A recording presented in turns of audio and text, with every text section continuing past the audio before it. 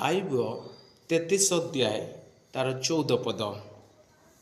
परमेश्वर तरे कहती दुई थर ही कहती तथापि मनुष्य तहिरे मन दिए ना।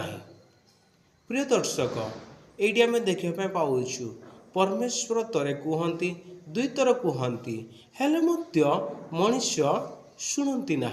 अर्थात परमेश्वर आमको बारंबार आमको क्षमा दौरान, बारंबार सुजोग दौरान, बारंबार आमको आह्वान करें कौन करूँ परमेश्वर वाक्य शुणु न था।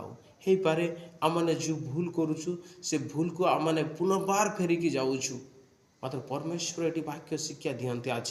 प्रिय दर्शक, आपणकर जीवन में जदि सेपरी भूल अच्छी कथार क्रिय भावनार चिंतार जेकोसी विषय को आप भूल करुँच जदि